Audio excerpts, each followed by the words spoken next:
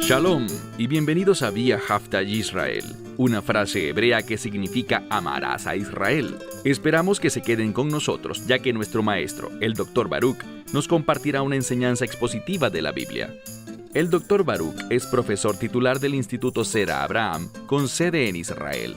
Aunque todos los cursos en el instituto se imparten en hebreo, el Dr. Baruch se complace en compartir esta enseñanza en inglés con doblaje al español. Para más información, visítenos en amarasaisrael.org o descargue nuestra aplicación móvil Mi Estudio Bíblico. Aquí está Baruch y la lección de hoy. Are you too casual about your faith? ¿Eres demasiado informal con tu fe? A la hora de estudiar las Escrituras, ¿eres descuidado? Muchas personas no le dan a la palabra de Dios la importancia que deberían. Y cuando fallamos en eso, se verá afectado lo que creemos, lo que sabemos sobre Dios y cómo nos comportamos. El comportamiento es de suma importancia para Dios. Quiero decir algo, como lo he hecho muchas veces en el pasado, y es lo siguiente. Somos salvos por gracia. Es un regalo gratuito. Accedemos a la salvación por la fe. No jugamos ningún papel en nuestra salvación. Dios lo hace todo. Por lo tanto, las obras no forman parte de nuestra experiencia de salvación. Y vemos algo más, que nuestra conducta no mantiene nuestra salvación. Una vez que alguien ha sido salvo por la gracia de Dios, a la cual accedemos a través de la fe, una vez que alguien ha sido salvo, esa persona permanecerá eternamente en esa condición. Ha sido convertido en un hijo de Dios por medio de la obra de redención de Dios. Dios es quien lo hizo y Él lo mantiene. No hacemos nada en relación con esas dos cosas, ni producirla inicialmente, ni mantener nuestra salvación. Ahora bien, aunque las obras, la conducta y el comportamiento no juegan papel alguno en el medio por el cual somos salvos, como he dicho, nuestras obras, nuestros hechos, nuestro comportamiento siguen siendo importantes para Dios. ¿Por qué? Porque dan testimonio a otros de nuestra nueva vida, de que hemos tenido, oye bien, que hemos tenido una experiencia y hemos nacido de nuevo, que somos una nueva criatura por el Mesías, por estar en Él, en esta relación de pacto con el Dios viviente. Bien, toma tu Biblia y ve conmigo a la epístola, la primera epístola de Juan, y ya estamos listos para el 5º capítulo. En este capítulo 5 vemos algunas verdades fundamentales, de las que tenemos que apropiarnos. Y quiero decirte una cosa, la teología es importante. Las doctrinas que adoptamos son extremadamente significativas, tienen máxima importancia. Si no estamos creyendo lo correcto, puede que ni siquiera seamos salvos. Y aunque hayamos creído correctamente en el Evangelio, si nuestra teología es deficiente, entonces no vamos a comportarnos de una manera que agrade a Dios, no vamos a poder servirle. Por eso, esto es de suprema importancia. Vamos a ver aquí que la verdad impacta nuestro comportamiento. Y eso es algo que tú y yo debemos comprender y recordar. La verdad, la teología correcta, las doctrinas adecuadas, el entendimiento de lo que la Biblia revela, esas cosas van a impactar nuestro comportamiento. Y Juan nos revelará esto sin el menor lugar para la duda en esta primera parte del capítulo 5. Así que leamos juntos. Primera de Juan, capítulo 5, verso 1 dice: Y todo aquel que cree que Yeshua, ese es Jesús, es el Mesías. Lo primero que quiero que veamos es esto. Dice todo aquel. Todo aquel que es un creyente. Este es un concepto muy amplio que incluye a todas las personas. La invitación del Evangelio está abierta para toda la humanidad. Vino primero a Israel, a los hijos de Jacob, al pueblo judío, Pero siempre, siempre, siempre fue la intención de Dios que a través de Israel su evangelio se extendiera, como dice la Escritura, hasta lo último de la tierra. Así que no importa si eres judío o gentil, a qué raza pertenezcas, qué idioma hables o en qué país tengas tu ciudadanía, si le dices que sí al evangelio, si crees, como dice aquí, todo aquel que cree que Yeshua es el Mesías, todos los que creen van a compartir el mismo resultado. ¿Y cuál será? Aquí lo dice, que aquel que cree que Yeshua es el Mesías, nos dice que de Dios, y está hablando de este creyente, dice que de Dios es engendrado. Engendrado es simplemente un término ya casi en desuso que significa nacido, y la implicación es que debido a que nacimos una primera vez, ahora nacemos de nuevo, nacemos otra vez, tenemos una nueva vida. Es una referencia a lo que los teólogos llaman regeneración. Nuestra fe en Él eventualmente va a producir algo, nos hará nacer de nuevo, empezar de nuevo, tener una nueva identidad, convertirnos en un nuevo hombre o en una nueva mujer. Todo lo que implica el concepto de ser regenerados. Luego vemos esta frase, el que ha sido engendrado, y debemos prestar atención a la gramática porque hay información muy importante en la gramática de esta frase, que ha sido engendrado. En primer lugar, está en tiempo perfecto y en voz pasiva. ¿Qué significa eso? Esto nos dice que cuando uno es engendrado, nacido de nuevo, eso en mi caso ocurrió hace muchísimos años.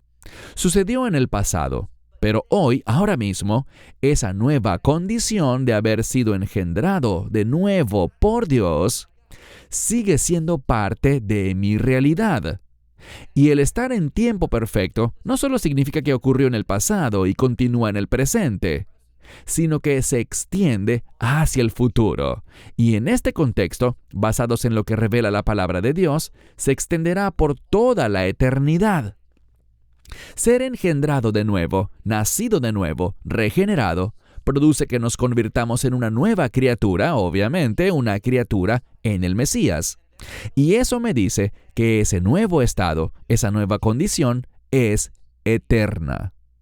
Esa es la implicación del tiempo perfecto. ¿Y qué nos dice la voz pasiva? La voz pasiva nos dice, y esto tiene enormes implicaciones, nos dice que yo no lo hice, no fue mi logro, no tuve nada que ver con ello, simplemente fue algo otorgado a mi favor. Lo recibí por fe. Pero Dios lo hizo. Dios lo hizo y Dios lo hará. Esto es importante también porque hay maestros que están compartiendo falsedades. Dicen que para mantener esa salvación, tienes que hacer esto o tienes que hacer aquello. Te enseñan que debes hacer algo más. No hay nada que deba hacerse con el fin de preservar nuestra salvación. Hay un sujeto que dice que el Mesías intercede y que esa intercesión mantiene nuestra salvación. No hay ningún verso en la Biblia que diga nada de eso, en absoluto. ¿Intercede Él por nosotros? Claro que sí. ¿Impacta eso nuestras vidas? Por supuesto. ¿Cambia eso de alguna manera nuestra experiencia de salvación, manteniéndola, mejorándola o alterándola? No es así. Una vez que nos convertimos en nuevas criaturas, aunque vamos a crecer y madurar en nuestra fe, Dios nunca nos verá de manera diferente. Siempre nos reconocerá desde el momento en que somos engendrados de nuevo, cuando creemos, cuando somos salvos y justificados, cualquiera sea el término que prefieras usar. Desde el momento en que somos salvos, Dios para siempre nos reconocerá como sus hijos redimidos por la sangre de su Hijo unigénito. Nos convertimos en parte de su familia para siempre, y eso nos da seguridad, la garantía de que la fidelidad de Dios es la que la mantiene. Él lo hace, no nosotros. Así que vemos aquí que aquel que cree que Yeshua es el Mesías de Dios ha sido engendrado. ha nacido.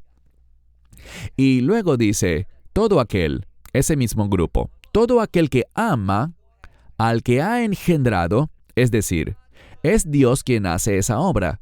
Entonces todo aquel que ha sido engendrado por Dios, amará a aquel que ha causado esto, al que lo ha hecho posible, y ese es Dios. Y luego dice, y amará también al que ha sido engendrado por él.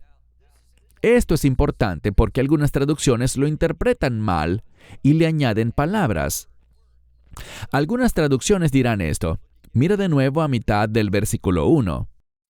Ellos dirán, y amará también al que lo engendró a él.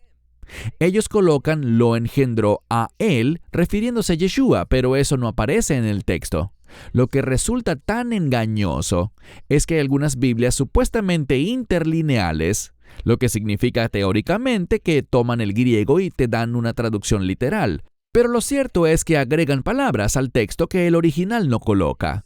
Aquí dice simplemente, mira de nuevo, que aquel que cree en Yeshua, que Él es el Mesías, éste ha nacido de nuevo, y todo aquel que ama a aquel que ha nacido en sí mismo a una nueva vida, es decir, todo aquel que ha recibido a Dios, quien lo ha hecho nacer de nuevo, el que ama a Dios, éste también amará a aquel que ha sido engendrado por Él.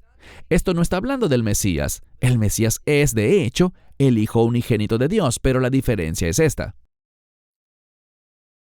El Mesías siempre ha existido. Nunca hubo un momento en que el Mesías no existiera. Por lo tanto, el Mesías no nació en el sentido de que antes no era y luego llegó a ser. Nuestro caso es distinto. Nosotros estábamos perdidos en nuestros pecados, y este concepto de nacer de nuevo nos da una nueva realidad. Y esa nueva realidad es una realidad eterna. Pero el Mesías siempre ha existido. Cuando se habla del unigénito Hijo de Dios, simplemente se señala que Dios, el Hijo, procede de Dios, el Padre, es decir, de esa misma divinidad, con esos mismos atributos, con esa misma existencia eterna de la que proviene. Ahora nosotros, por fe, hemos nacido de nuevo de Dios y somos llamados a amar, tal como lo dice la Escritura aquí, al final del versículo, debe amar también al que es engendrado por Él. Así que todo esto nos está diciendo lo siguiente.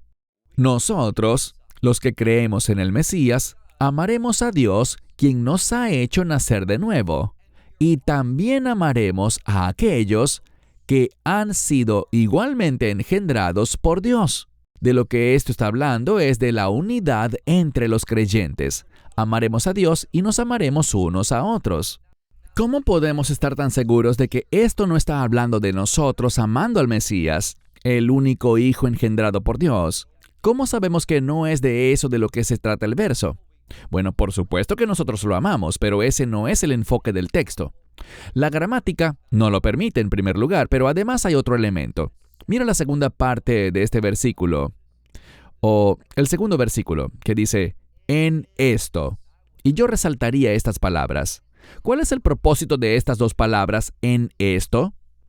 Esto nos dice que lo que el versículo 2 está plasmando es una aclaración de lo que aprendimos al final del versículo 1. Así que dice, en esto, en lo que acabamos de decir, en esto, sabemos que amamos. ¿Y a quiénes amamos? A los hijos de Dios. En el verso 1 dice que si somos creyentes en el Mesías, vamos a nacer de nuevo. Y esta nueva condición, esta transformación, dará como resultado que ames a Dios. Dios es el que produjo que nacieras de nuevo, y por ende también amarás a aquellos a quienes Dios ha engendrado, a los demás creyentes. Luego dice, en esto, en lo que acabamos de aprender, queda demostrado porque, mira el verso 2, el verso entero. En esto sabemos que amamos a los hijos de Dios. ¿Quiénes son los hijos de Dios? ¿Todos los que han nacido en este mundo, creados por Él? No, solo aquellos que han nacido de nuevo por la fe en el Mesías.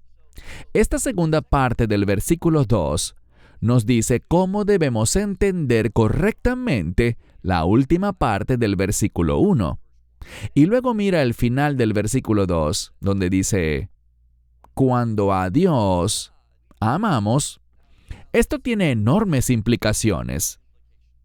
Dice, cuando a Dios amamos, entonces cuando estamos demostrando el amor de Dios, aquí nos va a enseñar Juan, nos va a revelar cómo ese amor por Dios que tenemos se va a demostrar, a manifestar. ¿Y cómo será? Noten lo que dice.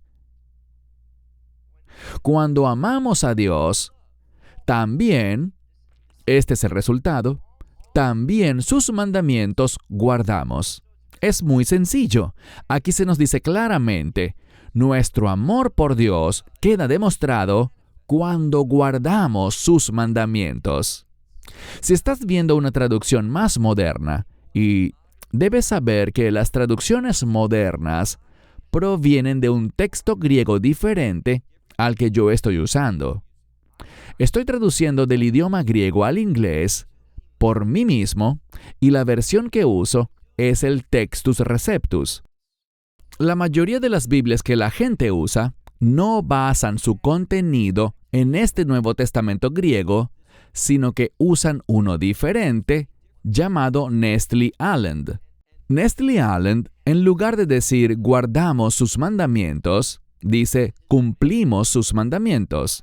Obviamente, en nuestra forma de pensar en nuestro idioma, no hay mucha diferencia entre decir guardamos los mandamientos o cumplimos los mandamientos. Pero, ¿cuál es probablemente el término más exacto? Bueno, en hebreo decimos Anachnu mekayamim et hamitzvot. Nosotros estamos guardando, o dicho de otro modo, Anachnu shomrim et hamitzvot.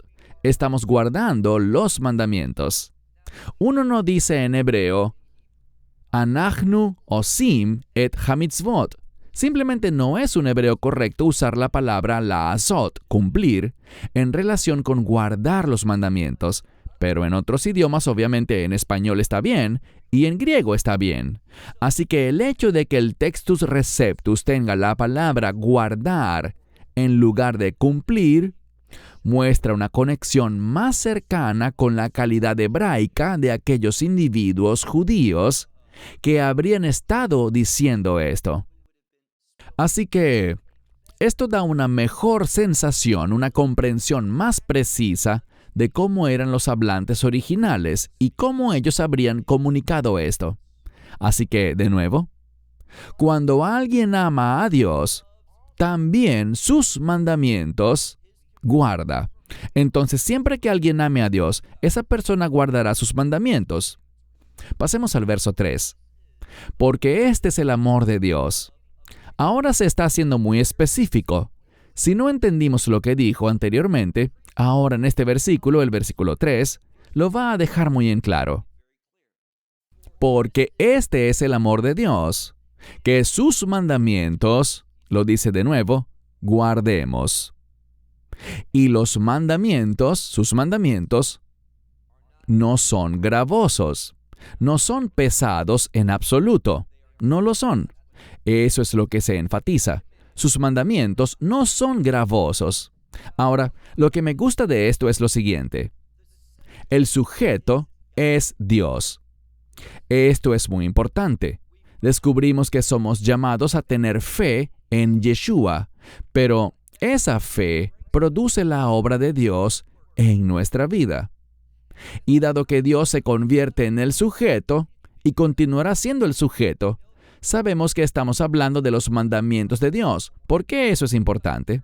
Porque hay quienes dicen, no, solo estamos hablando no de todos los mandamientos de la Biblia, sino solo los del Mesías, sus mandamientos, los que Él enseñó en el Nuevo Testamento. Nada que ver con el Antiguo Testamento. Uno no puede llegar a esa conclusión aquí. Eso es incorrecto. Son los mandamientos de Dios. ¿Cuáles mandamientos? Todos los mandamientos de Dios. Así que de nuevo, última parte del verso 3. Y sus mandamientos gravosos no son, porque todo aquel, y noten lo que dice, todo aquel que ha sido nacido o engendrado de Dios, y fíjense, aquí se nos dirá ahora cuál es el fruto que produce guardar y cumplir los mandamientos de Dios. Es muy importante que veamos cómo se desarrolla esta escritura, cuál es su revelación. Cuando amo a Dios, voy a guardar sus mandamientos, y guardar sus mandamientos producirá algo en mí, en este mundo. ¿Y qué será? No la salvación, sino que eso nos llevará a vivir una vida victoriosa. ¿Por qué lo digo? Una vez más, mira el versículo 4, donde dice: porque todo aquel que ha nacido de nuevo, nacido otra vez, engendrado de Dios, miren que Él es el sujeto, dice, victoria sobre el mundo. ¿Y cuál es esta victoria que vence al mundo? Nuestra fe. Lo que está diciendo aquí es esto. Y la palabra aquí para victoria o para vencer es la misma palabra. Victoria es un sustantivo, mientras que vencer es el verbo. Usamos palabras diferentes en español, pero en griego es la misma palabra. A veces tenemos sustantivos que no se usan como verbos en español, pero en griego, esa misma palabra para victoria se puede usar como verbo. Y en español le decimos vencer. Lo que aprendemos aquí es esto, que cuando estamos guardando sus mandamientos, eso produce algo. Aquellos que han nacido de nuevo, lo cual se manifestará guardando los mandamientos, eso causará algo. Eso producirá victoria sobre el mundo.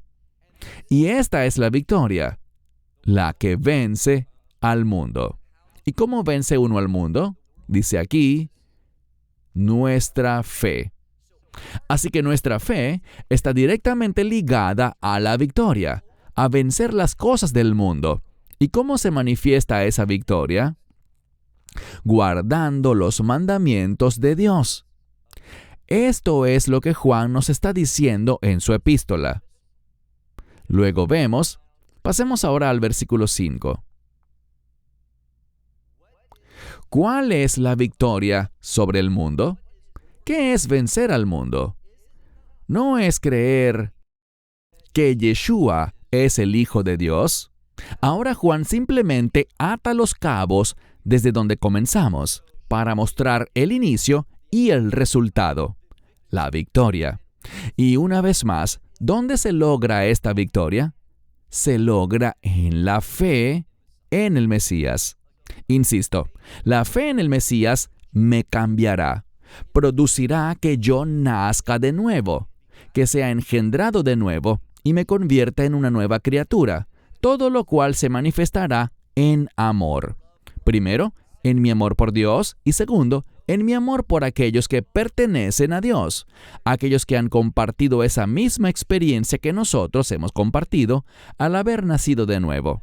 Vamos a amar a aquellos que también han sido engendrados, y el amor de Dios se manifestará en esas personas de una sola manera, guardando sus mandamientos. Cuando vivimos ese tipo de vida, vamos a tener la victoria, y esa victoria es que vamos a vencer al mundo. ¿En qué consiste eso de vencer al mundo? En creer en el Mesías. Allí es donde comienza todo, creer que Él es el Hijo de Dios. Así que vemos un círculo aquí en la enseñanza de Juan, que nos lleva de vuelta a donde empezamos. Verso 6. Este es el que ha venido. El enfoque a continuación estará en el Mesías. La primera parte hablaba de creer en Él, pero esa fe hace que Dios actúe. Es una ley espiritual. No se trata de que manipulemos a Dios. No podemos forzar a Dios. Estamos abrazando las leyes de Dios. Y Dios simplemente dice, cuando crees que Yeshua es mi Hijo, que Él es el Mesías, ahora veremos que el Mesías es el Hijo de Dios. Y cuando aprendemos eso, y lo creemos, y permitimos que eso obre en nuestra vida, se producirán cambios maravillosos. Se trata simplemente de una ley de Dios. Así es como Él lo ha establecido. Por lo tanto, verso 6. Ahora el enfoque está en el Mesías. Este es el que ha venido, y ha venido a través de agua y de sangre. Aprendamos de nuevo, el Mesías es eterno. Nunca hubo un tiempo en el que Él no existiera, pero ahora se está enfocando en su encarnación, en que Él vino al mundo. Cuando habla de agua, se refiere al nacimiento físico. Y no solo dice agua, sino que además dice que éste ha venido al mundo por agua y también por sangre. La sangre se refiere a la cruz, habla de la obra que Él hizo. Así que en el versículo 6, donde dice, «Este ha venido por medio de agua y sangre», lo que señala es la encarnación y la crucifixión. ¿Y quién es este? Es el Mesías Yeshua, Jesucristo. Y no solamente en agua, no solo nació en lo natural, no solo se dio la encarnación, sino que en agua y sangre. Está hablando de que el hecho de que el Mesías existiera, de que hubiese entrado a este mundo, no era suficiente. Él tenía que morir, tenía que ser crucificado y el énfasis de su crucifixión está en la sangre. Bien, no quiero desviarme del tema mucho tiempo, pero no fue simplemente que murió. Eso es importante y Él murió. Pero el elemento clave, aquello que produce la redención, es la sangre. Y por eso aquí no solo se enfatiza que Él murió, aunque murió, sino que lo que se enfatiza es la sangre que derramó. Así que la encarnación y la crucifixión liberaron la sangre del Mesías para que pudiéramos nacer de nuevo, para que pudiéramos ser redimidos. Y luego continúa diciendo, además, el Espíritu, Él es el que testifica, porque el Espíritu es verdadero. Ahora bien, el Espíritu es verdadero. Él es el Espíritu de la verdad. Él testifica perfectamente, con precisión, acerca de la verdad de Dios. Y esto simplemente nos dice lo que Juan nos dijo en otra parte en su Evangelio, y es que el Espíritu Santo, el Espíritu del Mesías, es el Espíritu de verdad. Él nos guía a toda verdad. Noten algo. Él une unos elementos aquí. Él une un testimonio, un testigo, donde dice, y el Espíritu es el que testifica, porque el Espíritu es verdadero. Y lo que literalmente dice es el Espíritu, Él es la verdad. Muy importante que veamos esto, que todo lo que el Espíritu revela es verdad. Y, en este sentido, quienes escribieron la palabra de Dios lo hicieron bajo la inspiración del Espíritu de Dios.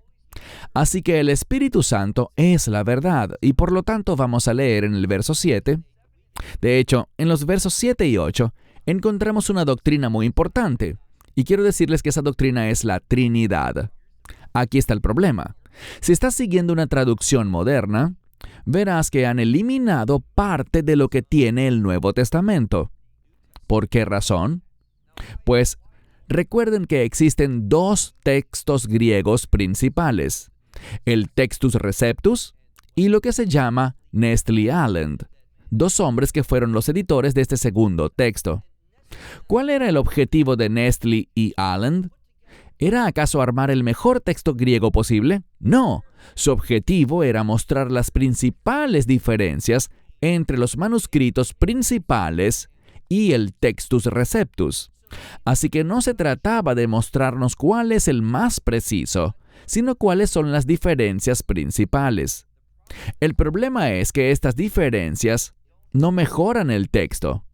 Ese no era su propósito. Y es muy lamentable que de entre todas las traducciones, solo la King James y la New King James en inglés y la Reina Valera 60, junto a otras versiones más antiguas de la Reina Valera, son las únicas que se basan en el Textus Receptus.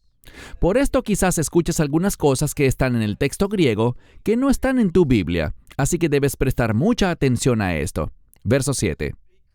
Porque 3 son los que testifican en el cielo. Así que 3 son los que testifican en el cielo. ¿Quiénes son los 3? Sigue leyendo. El Padre, la palabra o el verbo y el Espíritu Santo. El Padre sabemos que es Dios Padre. La palabra, obviamente, Juan lo dice en su Evangelio. El verbo que se hizo carne es el Mesías.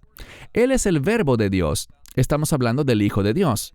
Y luego el Espíritu Santo. Así que Dios Padre, Dios Hijo y Dios Espíritu Santo. Una referencia clara a la Trinidad. Si alguien dice, oh, la Trinidad no está en la Biblia. Bueno, puede que la palabra Trinidad no aparezca, pero vemos aquí que hay un testimonio del Espíritu de Dios, de quien vimos que es el Espíritu de verdad. Y el que da testimonio en el cielo es el Padre, el Verbo y el Espíritu Santo. Dios Padre, su Hijo, el Mesías Yeshua y el Espíritu Santo. Y luego dice al final del versículo 7, aunque puede que tu Biblia no lo tenga, si estás usando una traducción moderna, aquí dice, y estos 3 son uno. Yo subrayaría esto. Si me dices, pero mi Biblia no tiene eso, se debe a que estás usando una traducción que es financiada por una organización liberal, una que cree que la alta crítica es algo bueno. Yo no lo creo así, porque lo que básicamente dice la alta crítica es lo siguiente. Si no podemos probar algo científicamente, o si no podemos encontrar un testimonio total en todos los manuscritos, entonces lo eliminamos. Eso es muy peligroso. ¿Por qué? Bueno, los manuscritos del Nuevo Testamento fueron escritos durante muchos siglos.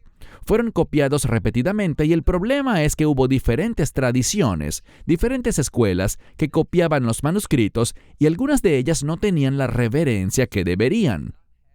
Cuando no les gustaba algo, cuando no lo creían o no lo aceptaban, simplemente lo eliminaban. Lo que ocurrió es que eso provocó cambios, pero cuando observamos el mejor manuscrito, del cual se forma el Textus Receptus, encontramos de hecho esta oración al final donde dice, y estos 3 son uno. Una referencia clara al concepto de la Trinidad. Ahora mira el versículo 8, donde dice, y 3 son los que testifican en la tierra. Lo que dice aquí es que estos 3 testifican en el cielo. Es una revelación celestial, pero se manifestó en la tierra, lo que significa que debemos conocer este concepto de Dios Padre, Dios Hijo, Dios Espíritu Santo. Una vez más, y 3 testifican en la tierra, el Espíritu, el agua y la sangre. El Espíritu, el Mesías, su Espíritu, vino a este mundo por la encarnación a través de su nacimiento. ¿Y qué elemento representa el nacimiento? El agua. Y luego está la sangre, su crucifixión. Así que de la misma manera que Dios Padre, Hijo y Espíritu Santo testifican en el cielo, tenemos este mismo tipo de testimonio trinitario en la obra del Mesías, donde se habla de que Él es Espíritu, que se hizo carne, nació, y fue crucificado, derramó su sangre. Todo esto es fundamental para entender la revelación con la que el único Dios testifica ante nosotros. Y luego dice nuevamente, y los 3 son uno. Así que lo dice de nuevo, al concluir el versículo 8. Yo prestaría mucha atención a esto, revisando tanto como puedas, comparando diferentes manuscritos, y si quieres saber qué escritura está incluida aquí, es bueno mirar la King James en inglés o la Reina Valera 60 en español, o una Biblia interlineal basada en el Textus Receptus y no en Nestle Aland. Ahora pasemos al versículo 9. Si el testimonio de los hombres recibimos, y la gente lo hace, en un tribunal la gente cree lo que otros dicen. Así que si el testimonio de los hombres recibimos, el testimonio de Dios es mayor, porque es el testimonio de Dios y no de un hombre. Esa es la implicación. Permíteme leer la escritura una vez más, versículo 9. Si el testimonio de los hombres recibimos, el testimonio de Dios es mayor, porque es el testimonio de Dios, el que ha testificado. Y aquí está lo más importante. Una vez más, cuando miras esta frase, el que ha testificado acerca de su Hijo, el tiempo verbal de esta palabra para testificar implica que Él ha testificado en el pasado, es cierto ahora y por siempre será verdad. Nada lo cambiará. Este es el testimonio de Dios. Una vez más, dice, porque este es el testimonio de Dios que Él ha testificado acerca de su Hijo. Así que debemos creer que el Mesías es Dios encarnado. Él nació como humano. Dios, que es espíritu, se hizo carne al nacer en este mundo. Ese es el agua. Así que tenemos al Espíritu de Dios volviéndose carne, y esa carne siendo ofrecida para la redención. Ese es el testimonio de la sangre. Ahora, versículo 10. El que cree en el Hijo de Dios tiene este testimonio en Él. Muy importante. Cuando crees el testimonio, entonces tienes al Hijo de Dios, este testimonio suyo, en ti. Las implicaciones de esto son muy importantes. Nos lo va a mostrar en un momento. Pero alguien que dice, yo no creo que el Mesías sea divino. Yo no creo que el Mesías sea Dios en la carne. Cuando niegas esto, no tienes el testimonio del Hijo en ti. Esto significa que Él no está en ti. No eres un creyente, no has sido justificado, no has sido perdonado, no has sido salvo. Tienes que creer en la divinidad del Mesías. Y mucha gente lucha con esta declaración que estoy haciendo. ¿Quieres decirme que si alguien no cree en la Trinidad no es salvo? Así es. ¿Por qué? Porque no saben quién es Yeshua. No saben que Él es el Hijo de Dios. Tuve un encuentro, y de esto es de lo que hablo cuando me refiero a que hay personas intencionalmente engañosas. Se me informó que un líder congregacional, y yo diría que él antes creía en la Trinidad, pero fue influenciado por otra persona, y ahora dice, ¿sabes? Yo nunca creí en eso. Está bien, aceptaré su testimonio. Él nunca creyó en la Trinidad. Entonces, ¿qué pasa? Bueno, me dijeron que él causó un problema en nuestro grupo de estudios aquí en Israel. Así que lo llamé porque lo considero mi amigo. Solía considerarlo un hermano porque pensaba que creía en la verdad, pero basado en sus palabras actuales, no es mi hermano, pero sigue siendo un amigo. Así que lo llamé y le pregunté, ¿crees tú que Yeshua es divino? Él dijo, absolutamente. Y pensé, eso es maravilloso. Pero luego, cuando indagué más, él me dijo que cree que todo tiene divinidad porque Dios lo creó todo. Y así Dios puso un poco de sí mismo en todo. Este es un pensamiento jasídico, y la persona que lo ha influenciado proviene de ese trasfondo. Por lo tanto, cuando él dice que Yeshua es divino, no cree que sea igual a Dios, sino que tiene un toque divino en él, como lo tiene toda la creación. Pero eso no es lo que queremos decir cuando declaramos que Yeshua es divino. Él me dijo, creo que Él es el Hijo de Dios. Eso suena genial, pero no fue sino hasta que le pregunté, ¿adoras a Yeshua? Que me respondió, absolutamente no. Sería una blasfemia adorarlo a Él, porque aunque fue un maestro maravilloso, aunque Dios lo usó grandemente, Él sigue siendo solo un hombre. Con esto contradijo totalmente lo que había declarado antes, pero la verdad es que antes usó las palabras de una manera que intentaba ocultar que realmente no creía en la divinidad. Cuando no sabes quién es Yeshua realmente, no puedes ser salvo. Esto es lo que Juan nos está diciendo. Si tienes este testimonio de los tres en uno, entonces tienes el testimonio de que Yeshua es el Hijo de Dios en ti. Si no lo tienes, no tienes a Yeshua en ti. Porque dice, este que no cree, mira el versículo 10, leamos todo el verso. El que cree en el Hijo de Dios tiene el testimonio en sí mismo. Pero el que no cree en Dios, dice, lo hace a él mentiroso.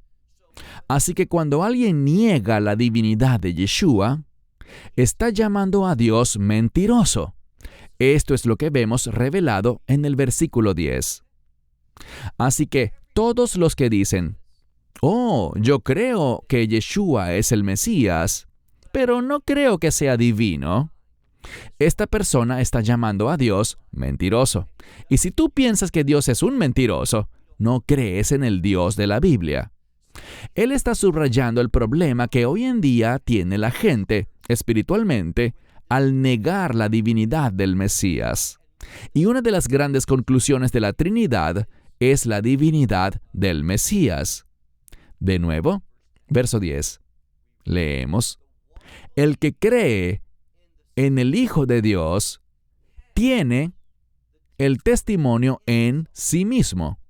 El que no cree en Dios ha hecho a Dios mentiroso, porque no ha creído el testimonio que Dios ha testificado acerca de su Hijo. Esto es muy fácil de entender. Él no ha creído el testimonio que Dios ha testificado acerca de su Hijo unigénito, el Mesías Yeshua. Si rechazas la identidad del Mesías, rechazas a Dios. Por eso algunos dentro del movimiento mesiánico, no todos, pero ya son varios, y desafortunadamente el número crece, piensan que si crees en el Dios de Israel y crees que existe un Mesías, entonces por defecto crees en el Mesías Yeshua. Y por lo tanto, ya que el Mesías y el Padre son uno, entonces ya crees en el Mesías. No. Solo porque creas que existe un Mesías y porque creas que Él es el Dios de Israel, eso no significa que creas en el verdadero Mesías. Creer que hay un Mesías que viene no salva a nadie. Tienes que creer en el Hijo de Dios por su nombre, Yeshua. ¿No es allí donde empieza esta escritura? Regresemos al verso 1. Todo el que cree que Yeshua es el Mesías, esto significa que aunque crees que existe un Mesías, eso no es suficiente. Ahora veamos el versículo 11. Y este es el testimonio, que Dios nos ha dado vida eterna. Lo que está diciendo es esto. El resultado de tener el testimonio, de creer que Yeshua es el Hijo de Dios, creer que existe Dios Padre, Dios Hijo y Dios Espíritu Santo, y que los tres son uno, cuando creemos en las tres personas, la Trinidad, entonces nos dice, este es el testimonio de que Dios nos ha dado vida eterna, vida de reino. Si no tenemos ese testimonio acerca de la identidad del Mesías, de cómo su identidad se relaciona con el hecho de que es una de las personas de la Trinidad, entonces no tenemos vida eterna. Luego dice, en la última parte del versículo 11, y esta es la vida que está en su Hijo. Esta es la vida que tenemos en Él. Solo viene a través de su Hijo. Y esta vida está en su Hijo. Otra forma como podemos traducirlo, esta vida está en su Hijo. Último versículo, el versículo 12 para terminar. El que tiene al Hijo es decir, que tiene fe en Él, en ese testimonio, el que cree en la verdad, el que tiene al Hijo, tiene vida, o literalmente la vida, refiriéndose a la vida del reino. Entonces, si no tienes al Hijo, si alguien dice, creo en el Mesías, pero no creo que sea el Hijo de Dios, ese no tiene fe en el Mesías bíblico y por lo tanto no tiene vida. El que tiene al Hijo tiene vida, pero el que no tiene al Hijo de Dios, noten cómo se enfatiza aquí, el Hijo de Dios, dice, no tiene vida. Cuando habla de tener al Hijo, se refiere a comprender adecuada y correctamente su identidad, que Yeshua es el Hijo de Dios, que Él es el Espíritu que se hizo carne. Dios es Espíritu, así que Él es el Hijo eterno de Dios, quien tomó forma humana cuando nació, el agua, para que pudiera derramar su sangre cuando fue crucificado. Solo cuando creemos en este Mesías, tenemos vida. Y esta es la fe que tenemos y que se nos exige creer. Esta fe en el Mesías nos dará el amor de Dios, que se manifestará. Ese amor se manifestará a sí mismo cuando obedezcamos la palabra de Dios.